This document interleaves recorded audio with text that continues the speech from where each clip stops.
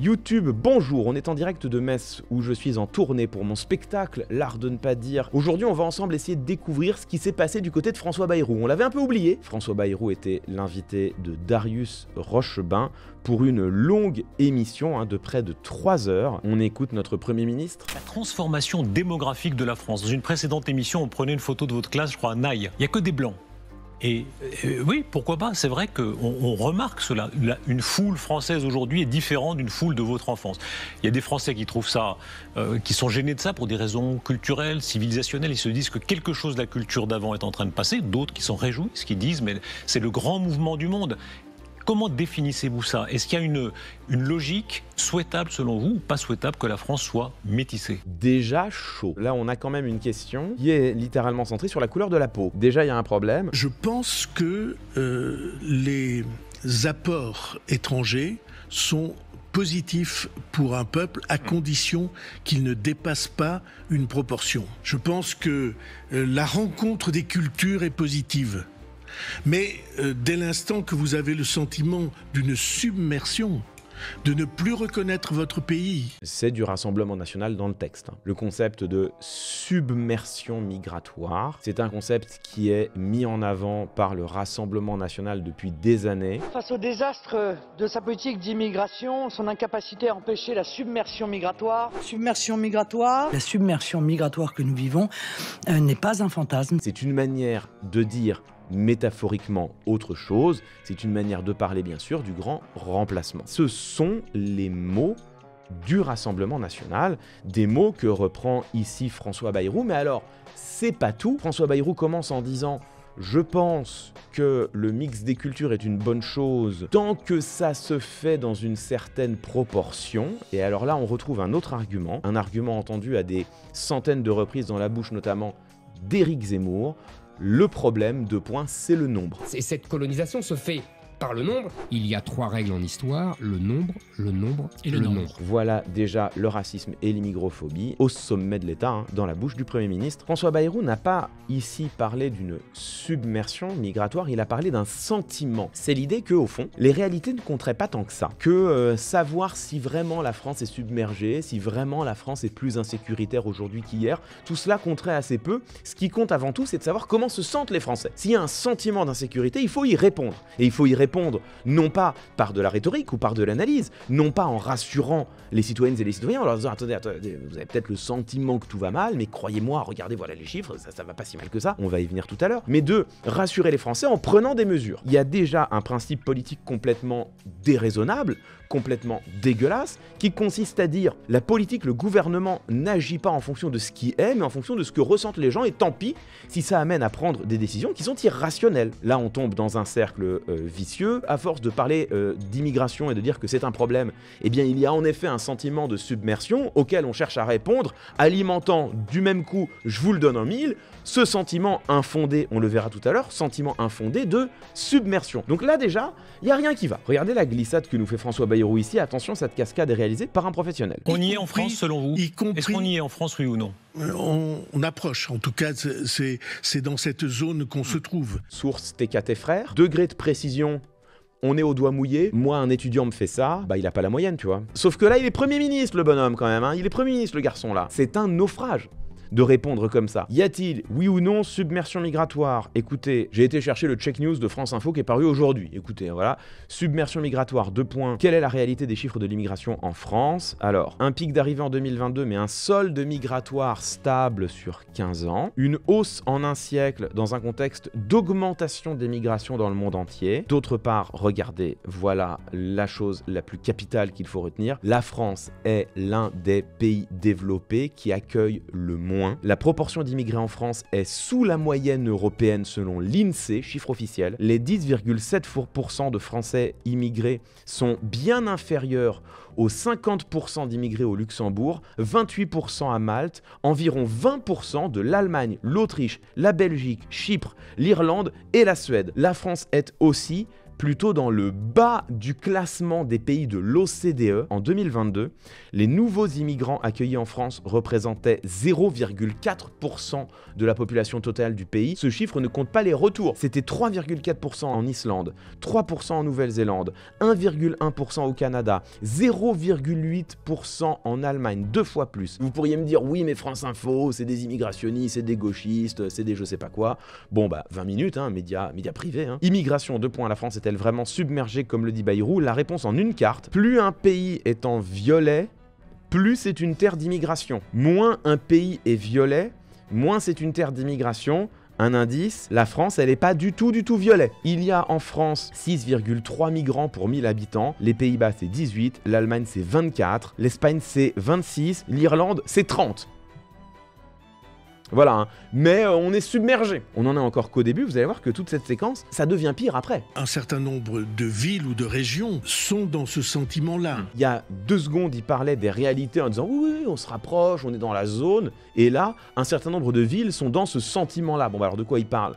Du sentiment ou de la réalité? Bon, c'est l'improvisation la plus absolue. Je reprends l'exemple de Mayotte, il est très intéressant. Pendant 2 minutes, il a parlé de la situation de l'immigration en France. Et là, au bout de 2 minutes et au bout de 2 minutes seulement, il zoome sur Mayotte comme un exemple. Mais un exemple d'une situation plus générale qu'il évoque depuis tout à l'heure. On est bien d'accord là-dessus. Je n'ai pas déformé ses propos. Pour le coup, comme je vous l'ai dit à de nombreuses reprises, la situation de l'immigration à Mayotte, elle est extrêmement particulière. Oui, c'est une exception absolue. Il est absolument fallacieux, du début jusqu'à la fin, de prétendre tirer quelques conséquences que ce soit pour la France métropolitaine en se fondant sur la situation mahoraise. Et il suffit de voir les faits divers pour mesurer que... Voilà, donc il sait pas où il va, où qu'il aille, de toute façon il n'est pas parti du bon endroit. Il suffit de regarder les faits divers. Règle numéro 1 de la sociologie, tu ne peux pas tirer des conséquences générales en te fondant sur un cas particulier. Toute généralisation à partir d'un exemple spécifique nécessite d'être capable de démontrer que cet exemple spécifique est bien représentatif d'une réalité plus large, et pour cela, il faut se fonder sur des études, des statistiques, quelque argument que ce soit. Non, un fait divers en lui-même ne parle pas d'une réalité plus générale, du moins pas si tu ne l'as pas démontré. Oui, cela arrive qu'un fait divers soit représentatif d'une dynamique plus large, mais dans ce cas-là, tu ne t'appuies pas sur le fait divers lui-même, tu ne le cites que comme un exemple, tu t'appuies sur la dynamique, tu vas voir les rapports, tu vas voir les études, tu creuses un peu, tu lis ne serait-ce que les travaux des journalistes qui vont justement faire l'effort d'agréger différents faits entre eux, différentes réalités entre elles, différents témoignages épars en France, et commencer à ébaucher un début de montée en généralité qui va être ou non validé par la sociologie, la recherche académique. Voilà comment on pense de manière à peu près structurée, mais pas à partir de faits divers. Les manquements, les délits, se concentrent et on ne voit plus que ça. Sociologie première année. Les manquements, les délits qui sont le fait, j'imagine, parce qu'il ne l'a pas précisé, des immigrés ou des personnes issues de l'immigration, se multiplient et on ne voit plus que ça. Mais alors, est-ce que c'est le phénomène mesuré ou est-ce que c'est le thermomètre qui le mesure? Parce que, évidemment, si les faits divers se multiplie sur CNews. CNews qui précisément se fait un malin plaisir à rechercher chaque fait divers qui lui permet de donner l'impression que tous les immigrés constituent une menace. En effet, tu peux avoir ce sentiment, mais dans ce cas-là, ce qu'il faut interroger, c'est pas le sentiment lui-même, mais le thermomètre qui le crée le provoque. François Bayrou a 2 droits de découvrir que le problème, c'est pas le sentiment de submersion, pas plus que le sentiment d'insécurité. Le problème, c'est de savoir si, oui ou non, il existe des réalités derrière le sentiment, et si la réponse est non, ce qui est le cas, on vient de le voir, d'identifier ceux qui créent le sentiment, et peut-être à ce moment-là, se rendrait-il compte que nous avons en France le problème, en effet, de médias qui sont totalement biaisés, totalement manipulés par des milliardaires, en l'occurrence Vincent Bolloré, pour ne pas le citer,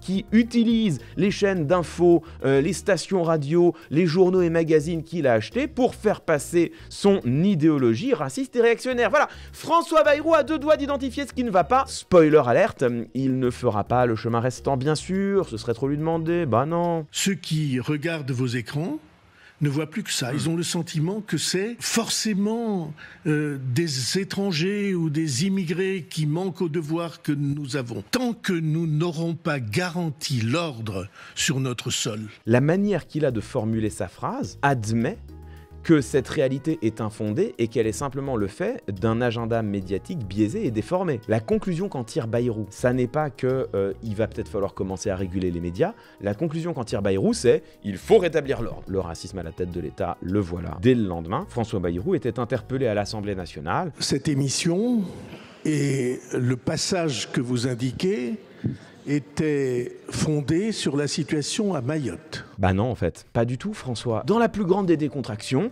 la post-vérité. On en parle ou pas de la lâcheté du mec? Enfin, je veux dire, tu veux être raciste, on te combattra. Mais au moins, aie la décence d'assumer, c'est quoi cet ectoplasme? C'est quoi ce Premier ministre fantomatique qui est tellement terrorisé par sa propre ombre qu'il n'arrive même pas à assumer des propos tenus et répétés la veille? Il a tous les défauts, il est illégitime, incompétent et lâche. Le combo gagnant, mesdames, messieurs, c'est parfait. Quiconque s'est confronté à la situation à Mayotte, et ça n'est pas le seul endroit de France, Ah bah lesquels du coup, parce qu'on est curieux, hein. mesure que le mot de submersion est celui qui est le plus adapté. Il est applaudi par le Rassemblement national. François Bayrou se perd dans sa propre argumentation puisque tout son argument sur le plateau de Darius Rochebin, c'était de dire qu'il existe un sentiment de submersion et que là, depuis tout à l'heure, il est en train de parler de, selon lui, les réalités d'une vague migratoire. En prenant l'exemple, comme je vous l'ai dit 1000 fois, singulier et impossible à généraliser de Mayotte pour dire il y a plein de départements français qui sont confrontés à de telles vagues. Donc là, pour le coup, on peut lui opposer les réalités factuelles qu'on a vues tout à l'heure. Politiquement, là, c'est vrai. Il y a une cohérence, politiquement, il est en train tout simplement de tendre la main à l'extrême droite. Aujourd'hui, nous avons, comme nous l'avions hier, François Bayrou qui se tourne vers le Rassemblement national pour tenter de gouverner, tout comme Michel Barnier se tournait vers le Rassemblement national pour tenter de gouverner. Ça, pour le coup, là, il y a une cohérence. Ce ne sont pas les mots, Monsieur le Président Vallot, qui sont choquants.